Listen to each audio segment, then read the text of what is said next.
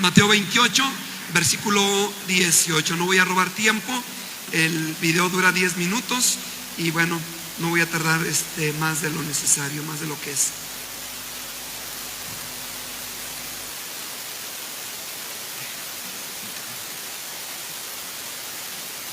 Mateo 28, versículo 18, un texto muy conocido, al versículo 20, 28, 18, 19 y 20 de Mateo. Mateo 28, ¿ya están ahí, hermanos? Dice así la palabra del Señor: y Jesús se acercó y les habló diciendo: toda potestad me es dada en el cielo y en la tierra. 19, juntos otra vez. Por tanto, id y haced discípulos a todas las naciones, bautizándolos en el nombre del Padre y del Hijo y del Espíritu Santo, juntos, enseñándoles que guarden todas las cosas que os he mandado. Y he aquí, yo estoy con vosotros todos los días hasta el fin del mundo. Amén. Las voces que claman por la evangelización. Las voces que claman por la evangelización. Vamos a orar. Amado Dios, estamos delante de usted, contentos, emocionados, pero personalmente, Señor, temerosos, porque somos responsables de lo que escuchamos. Nervioso, porque, Señor, yo no soy digno de estar detrás de este precioso púlpito, delante de los hermanos, pastores, misioneros. Solamente quiero pedirle que quite de mí y limpie mi pecado. No tome en cuenta nada de mí, por favor. Usted conoce mi incapacidad de exponer su palabra, pero solamente le pido, por favor, mi Dios, que me haga un instrumento en sus manos. Síganos retando, síganos animando como lo ha hecho usando a sus siervos.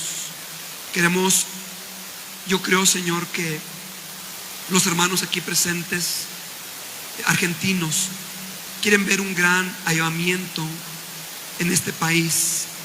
Quieren ver gente salva y yo creo, Señor, que esto está apenas comenzando.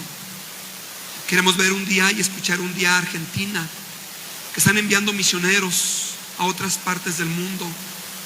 Queremos un día escuchar y ver a Argentina, que los argentinos, Señor, están conociendo de Cristo. Pobre mi Dios, siga llamando, siga levantando más obreros. Rogamos bendición por la predicación de Cristo Jesús. Amén y amén. Gracias, hermano. Sentarse, muy amables. Las voces que claman por la evangelización. Jesús dio este mandamiento de la gran comisión a los apóstoles y vemos que lo hizo poco antes de que Él ascendiera a los cielos. Este mandamiento describe esencialmente lo que Jesús espera hoy de nosotros los cristianos. La gran comisión nos ordena a ser discípulos en nuestro paso por el mundo. Hacer discípulos es el mandamiento de la gran comisión. Dios quiere que seamos parte, que cumplamos la gran comisión. Si no estamos cumpliendo la gran comisión, entonces estamos siendo parte de la gran omisión. La omisión es la abstención de hacer o de decir algo. La omisión es una falta, una negligencia por parte de alguien quien es encargado de realizar una tarea, pero simplemente no la está realizando. La gran comisión, la evangelización mundial, es un mandamiento divino que descansa sobre la responsabilidad de la iglesia. El asunto de la gran comisión, querida iglesia, pastor, no es asunto de la iglesia católica, no es asunto de los testigos sin Jehová, no es asunto de los carismáticos y de los grupos interdenominacionales. Es un asunto de la iglesia que tiene y predica la sana doctrina. No estamos diciendo que somos la última coca en el desierto, no, entendemos esto. Pero Dios nos ha dado la responsabilidad de cumplir la gran comisión. Sobre nosotros descansa, hermanos, la evangelización de todo el mundo. El apóstol Pablo hizo una tremenda obra en la obra misionera en esta tierra. ¿Quién como Pablo, aquel héroe de la fe? Pero el apóstol Pablo ya no está en este mundo, ya no está con nosotros, ya no está para continuar la obra que un día Dios le encargó. Ahora alguien tiene que continuar con la obra que Pablo un día realizó en esta tierra. Alguien, querido joven, señorita, matrimonio, alguien tiene que tomar la antorcha. Alguien tiene que levantar la antorcha. Y si no es usted, entonces ¿quién? Y si no decide ahora, entonces ¿cuándo? Como mexicanos y como argentinos, nos toca, hermanos, escribir en páginas doradas la historia de la obra misionera. Nos toca a nosotros. Miren, pastor, ya dejaron su país y yo doy gracias a Dios porque somos producto de la obra misionera. Aquellos misioneros americanos, norteamericanos, que dejaron su nación, dejaron su país, dejaron comodidad, dejaron todo lo que tenían y llegaron a una nación desconocida, un lugar donde pagaron un precio. Incluso en algunos casos la muerte a la vida de ellos llegó. Perdieron sus hijos en el camino, su esposa murió en el campo misionero. Y aún así, hermanos, siguieron predicando la palabra de Dios. Nuestros héroes de la fe, la sangre de nuestros padres espirituales fue derramada en nuestra nación para que el evangelio llegara a nuestro país. La gran comisión es una tarea que no podemos pasar por alto, por la gran necesidad que hay en el mundo. La necesidad ante el grito desesperado de los que aún no conocen el mensaje del Salvador. Dios nos ha dado el privilegio de visitar, hermanos, muchas comunidades ahí en el país del Ecuador y vemos en cada lugar el grito desgarrador por su condición y la consecuencia, porque no hay quien vaya y les predique el evangelio. No hay nadie quien vaya y les anuncie de la palabra de Dios. La evangelización es una tarea divina. El Señor dijo: no me elegisteis vosotros a mí, sino que yo os elegí a vosotros. La evangelización, la gran comisión, iglesia, demanda una acción, demanda una actividad cuando dice para que vayáis. La gran comisión número 1 o la evangelización mundial es una orden, no es una sugerencia, no a ver si podemos, no a ver si quiero, es un mandamiento de Dios. ¿Cómo es posible que estamos dispuestos a obedecer el mandato de un hombre y no nos importa el mandamiento de Dios? Es Dios quien nos manda, no es el hombre, no es la iglesia, no es el pastor, es el Dios Todopoderoso. La gran comisión es un mandamiento divino, es una orden divina, es una tarea divina, es la voz divina que desde el cielo nos dice: me seréis testigos en Jerusalén, en toda Judea, en Samaria y hasta lo último de la tierra. Es la voz que nos dice: id por todo el mundo y predicad el evangelio a toda criatura. Es la voz del cielo que nos dice: id y hacer discípulos a todas las naciones. Su autoridad, su mandato, la orden que Él nos da, demanda, hermanos, una respuesta positiva e inmediata de parte del enviado. No es mañana, iglesia, no es mañana, pastor, no es cuando tenga dinero, es hoy, porque mañana será demasiado tarde. Hoy necesitamos predicar la palabra de Dios. Es la voz divina, no nada más es la voz divina, es parte de Él, es el mandato de Dios, es la voz del Espíritu Santo guiando nuestras vidas para llevar el evangelio a todas las naciones. Mire Hechos capítulo 16, por favor. Hechos capítulo 16.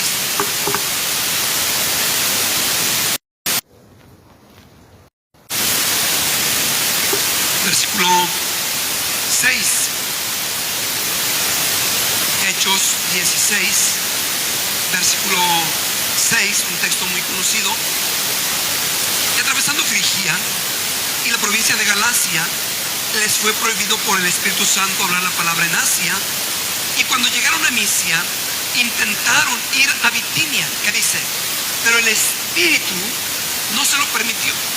Y pasando junto a Misia, descendieron a Troas. Y se le mostró a Pablo una visión de noche. Un varón macedonio estaba en pie, rogándole y diciendo: Pablo, pasa a Macedonia y ayúdanos. Cuando vio la visión, enseguida procuramos partir para Macedonia, dando por cierto que Dios nos llamaba para que les anunciásemos el Evangelio.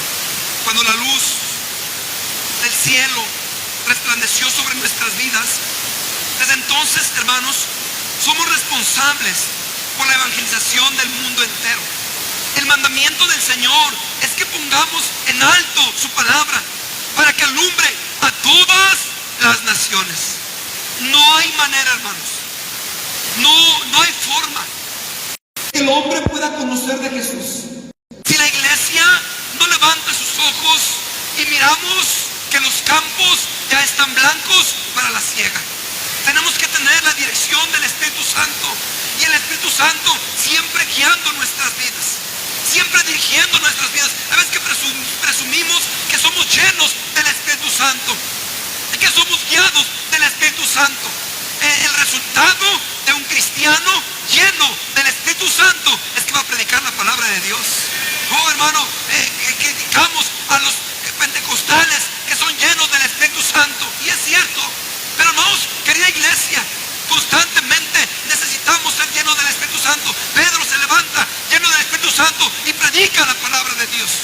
Yo creo que si más fuéramos llenos del Espíritu Santo dentro de nuestra iglesia, menos carnalidad habría dentro de nuestras congregaciones. Si más nos ocupáramos, hermanos, en la evangelización mundial, menos problemas tendríamos en nuestras iglesias.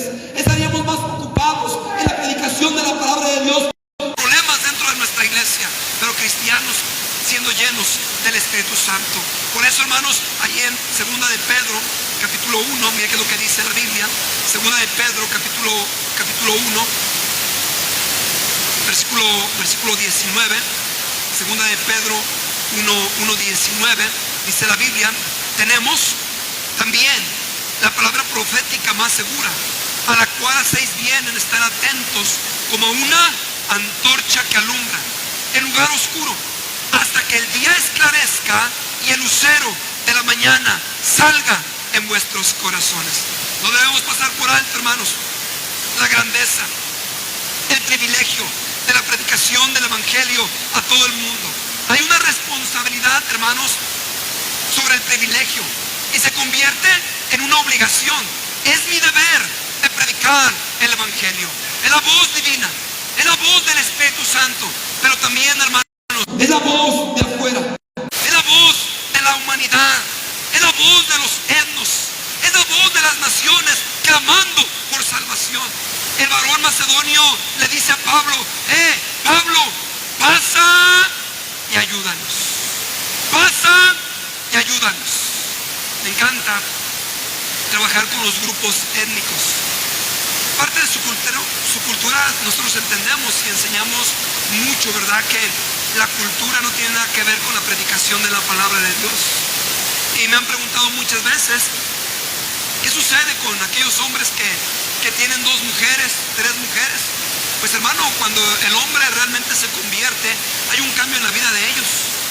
Yo estaba predicando en una comunidad que se llama Pambans, y estaba predicando en español, me estaban traduciendo, pero había una hermanita ahí, hablando y hablando y hablando en la predicación. Ya me había inquietado un poco, y bueno, terminé la predicación, me dieron de merendar, y bueno, yo le decía a uno de ellos: mi mamá estaba hablando y hablando.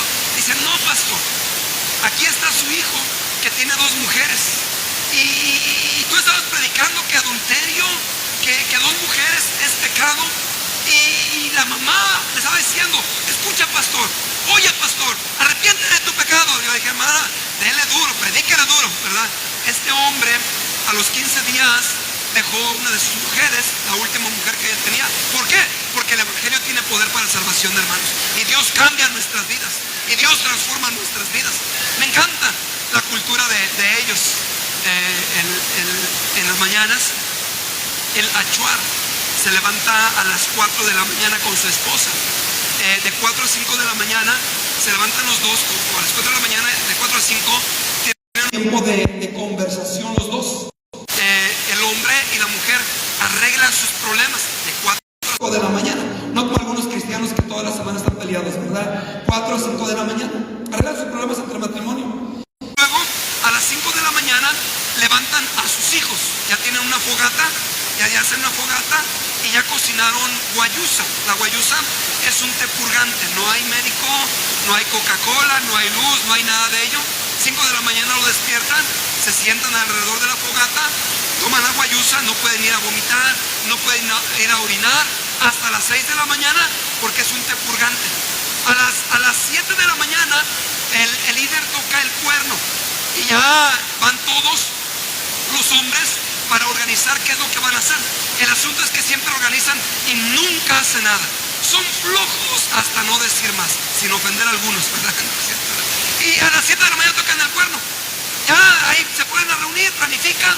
7:15 van las mujeres, las nuas se llaman, las nuas. El hombre es el Ashman Kakara, hombre fuerte, nua, ¿verdad? La nua va con un balde de barro, o una tina de barro para que me entiendan, no sé si me entiende, y un pilche, un tipo plato de barro. Va con la chicha. La chicha es de yuca. ¿Cuántos conocen la yuca? ¿Ok? A ver, ¿cuántos conocen la yuca? Apúntele para que le haga chicha a su marido. Y bueno, hay yuca blanca y yuca amarilla. La yuca blanca la machacan, ¿verdad? La machacan con un palo en un balde de madera. No, la machacan bien bonito. Primero cocinada, claro, o hervida para que me entiendan. Y la yuca amarilla, solamente la mujer puede hacer la chicha. La pone en la boca por unos 5 minutos. La hace líquida y la devuelve otra vez donde está la yuca blanca. Y es todo el proceso. La dejan fermentar por unos 3 días, por 2 días, un día, 2 días. Si la dejan fermentar por 3 días, la gente se emborracha. Ahí me dan chicha de día y medio y por eso predico con poder ahí con ellos, ¿verdad? ¿No es cierto? Y bueno, ya llega la mujer y empieza a escupir el pinche, la mujer, y le empieza a dar a su marido y le escupe y nos lo da a nosotros. Cuando viene la chicha, Señor, nada más bendice la chicha, amén, ¿verdad? Y tomamos chicha. Ahora, no es si quiere, ¿verdad? Es parte de la cultura de ellos. Pero hermano, eso no es el problema. El asunto es que cuando uno llega con el hermanos y se convierte, la vida de ellos cambia. Eran borrachos, eran fornicarios, eran adúlteros, eran inmorales. Pero bendito Dios, porque cuando llega el evangelio, la vida de ellos cambia. Pero alguien tiene que ir, alguien tiene que predicar la palabra de Dios. Por eso Pablo dijo que todo lo que él hacía, lo hacía por ignorancia y por incredulidad. Es que juzgamos, si no mal entiende, hermano, es que juzgamos a los grupos, a los católicos, a la gente, a los borrachos, a los que están en drogas, a los matrimonios destruidos. ¿Pero por qué? Porque no hay nadie quien les diga la solución para su problema. No hay nadie quien vaya y les predique la palabra de Dios. Es tiempo, pastor, es tiempo, iglesia, que nos levantemos y prediquemos la palabra de Dios. Es la voz de afuera, es la voz de la humanidad, es la voz de los senos, es la voz de la gente que está diciendo, pasa y ayúdame, ven y predícame la palabra de Dios. Hudson Taylor dijo esto: mi alma ansía y mi corazón desea con ardor por la evangelización de esos 180 millones de habitantes, de esas tribus que se encuentran sin obreros cristianos. Él dijo, si yo tuviese 100 vidas, las consumiría y las daría para la salvación de ellos. La voz de los clamamos por salvación. Otro hombre dijo esto: he visto en diferentes ocasiones el humo de 1000 pueblos, donde la gente se encuentra sin Cristo, sin Dios y sin esperanza en este mundo, clamando por salvación. ¿Quién va a ir? Me encantó ayer mucho los claros especiales. Era un especial que cantaron. Aquí estoy, yo voy a ir, heme aquí estoy, Señor. No podemos hablar, hermanos, de ser conmovidos si no hay una acción en nuestra vida por los perdidos. Necesitamos mirar con los ojos de Cristo, ver las multitudes, hermanos, como el maestro las vio. Multitudes que lloran y gritan por el peso del pecado y por la condición de vida que tienen a causa de vivir sin Jesús. Es la condición de los senos, es la voz de Dios, es la voz divina, es la voz del Espíritu Santo, es la voz de los senos. Y por último, es la voz de la condenación, es la voz de los condenados, es la voz de los que sufren el castigo eterno, es la voz de los habitantes en el mismo infierno. Muchos de los que estamos aquí, cuando lleguemos al cielo, hermanos, nos encontraremos con la triste realidad de que nuestro ser querido más amado no estará en el lugar del cielo con nosotros. Va a llegar y va a buscar a papá, va a llegar y va a buscar a mamá, a sus hijos, a su esposo, a su esposa, a su abuelito, a su abuelita, y no estará en el cielo. Que no le hablamos de Cristo. Si ellos pudieran ver cuando estemos en el cielo y ellos en el infierno, nos dirán: hijo, nunca me hablaste de tu Dios, nunca me hablaste del amor de Dios, nunca me insististe para ser salvo. A cada momento que muere la gente, antes de morir no sabían que era la última hora, el último minuto de su vida, y tristemente la muerte llegó a ellos. Es por eso, querida iglesia, que deberíamos ver a la gente como si fuera el último minuto de su vida. Y si no le hablamos de Cristo, tristemente ellos perecerán. Por eso tome la decisión, iglesia. Tome la decisión, pastor, joven, señorita. Tomemos la decisión de que nuestra vida va a ser consumida. Se va a consumir en la obra de Dios. Por eso dijo Pablo: y yo con el mayor placer gastaré lo mío, y aún me gastaré de todo, por amor a vuestras almas, aunque amándoos más, sea amado menos. Esa persona que ayer murió hubiera sido salva si usted y yo no nos hubiéramos detenido. Por eso, pastor, no se detenga. Por eso, iglesia, no podemos parar, no podemos frenar de seguir predicando la palabra de Dios. Por esta razón no deberíamos parar en hacer lo que estamos haciendo para seguir ganando almas para Cristo. Deje que otros critiquen, deje que otros hablen, pongámonos a ganar gente para Cristo.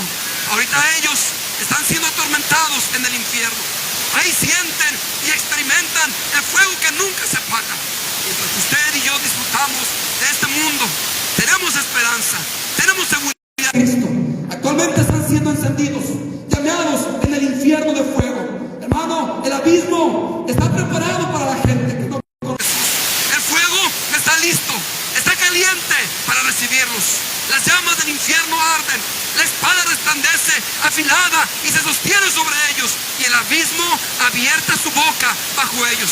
El diablo está listo para destruirlos. El infierno permanece esperando, porque ellos llegarán a ese lugar y los tiene como un león hambriento, codicioso, que ve en sus presas y espera el momento para devorarlo.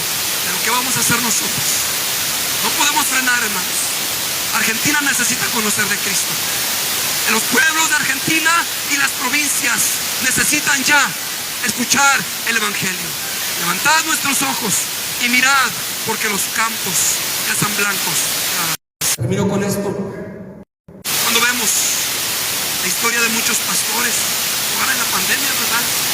Misioneros, cristianos, vimos y seguimos viendo en algunos casos el sufrimiento y el dolor de ellos, incluso perdiendo su propia vida, la de sus seres queridos, y muchos de ellos por causa del Evangelio. Y muchas veces pudiéramos pensar que a Dios no le importa el sufrimiento de ellos, pero no es que a Dios no le importe el sufrimiento de ellos, sino que en la báscula de la eternidad pesa más la condición de los que no tienen a Cristo que nuestro propio sufrimiento. Nuestro sufrimiento, iglesia, es leve, es temporal, pero el sufrimiento de ellos es eterno. En la perspectiva de la eternidad, nuestro sufrimiento será nada, pero en la perspectiva de la eternidad, el sufrimiento de los que mueren sin Cristo será algo indescriptible, insoportable, y será por toda la eternidad. Que Dios nos ayude a escuchar las voces que claman por una voz divina, la voz del Espíritu Santo, la voz de los etnos y la voz de los que claman desde el infierno. Señor, gracias por su palabra. Siga bendiciendo el programa, usa su siervo. Ayúdenos, Señor, al final de la